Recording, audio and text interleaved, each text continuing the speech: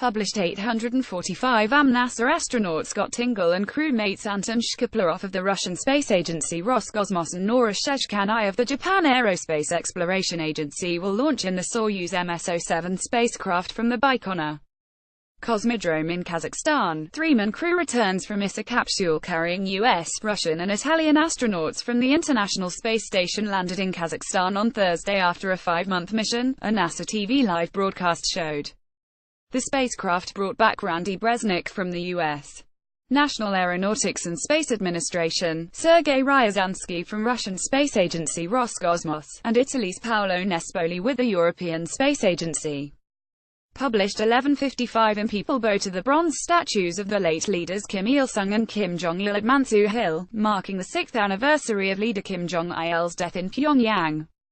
Photo credit app. Crowds of flower-bearing North Koreans head past statues and portraits of the leaders to pay respects on the 6th anniversary of the death of Kim Jong-un's father, Kim Jong-il.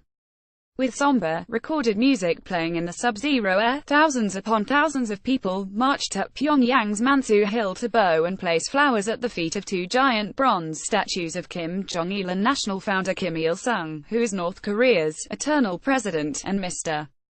Kim Jong-un's grandfather. Kim Jong-il died on December 17, 2011. Published 10:40 am. Protesters hold Indonesian and Palestinian flags during a rally against U.S. President Donald Trump's recognition of Jerusalem as Israel's capital at Monas, the national monument, in Jakarta, Indonesia. Photo credit app. Muslim clerics called for a boycott of American products on Sunday in Indonesia's largest protest against President Donald Trump's recognition of Jerusalem as Israel's capital. Wearing white robes and carrying banners reading, "Indonesia Unites for Palestine," and "Save Our Palestine," an estimated 80,000 people rallied in the capital of the world's largest Muslim nation in the 10th straight day of protests.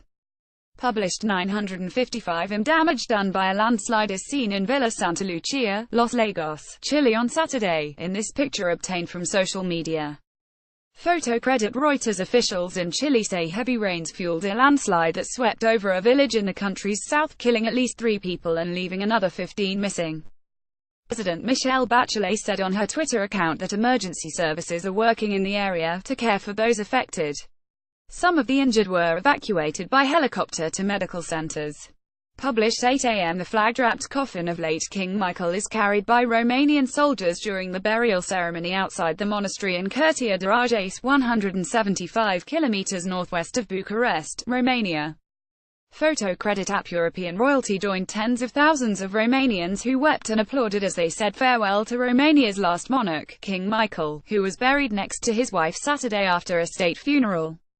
Michael, who ruled Romania twice before being forced to abdicate by the communists in 1947, was remembered for his dignity and morality. He died at age 96 in Switzerland on deck 5. Published 7:45 am. Dutch politician, founder and the current leader of the Party for Freedom Geert Wilders delivers a speech during the Conference of European Anti-Migrant Parties from the Europe of Nations and Freedom ENF group in the European Parliament, in Prague. Photo credit app. Far-right populists in Europe vowed to work together to create a new model of intercontinental cooperation that is far removed from the European Union. Leaders of parties from France, the Netherlands, Italy, Austria, Britain and other countries met in Prague to discuss ideas for Europe's future under the headline, For a Europe of Sovereign Nations. They attacked the EU for its migrant policies, accused its leader of trying to create a superstate run by Brussels and praised U.S. President Donald Trump's approach to migration.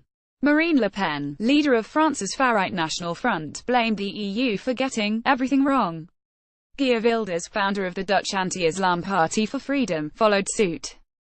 Published 7 am. In this photo provided by the Santa Barbara County Fire Department, flames advanced towards a large fire break near homes along Gibraltar Road north of Santa Barbara, California.